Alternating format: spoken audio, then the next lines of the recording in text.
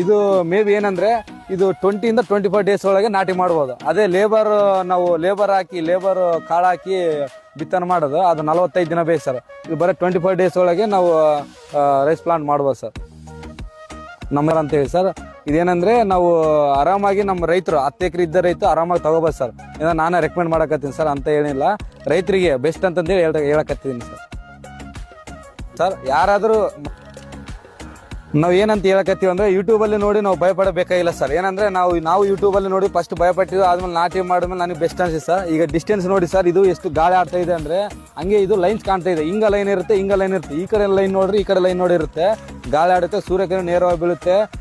ನಾಟಿ ಮಾಡಿದ್ಮೇಲೆ ಒಟ್ಟು ಫಲವತ್ತತೆಯಿಂದ ಬರುತ್ತೆ ಸರ್. ಅದೇ ಆದ್ರೆ ರೈತರು ನಾಟಿ ಮಾಡಿದ್ದು ಸರಿಯಾಗಿ ಬರಲ್ಲ ಸರ್. ಅದಕ್ಕೋಸ್ಕರ ರೈತರು ಯಾವುದೇ ರೈತರಾಗಿ ತಗೋಬಹುದು ಸರ್. ಬೆಸ್ಟ್ ಆಪ್ಷನ್ ಸರ್ ಇದು.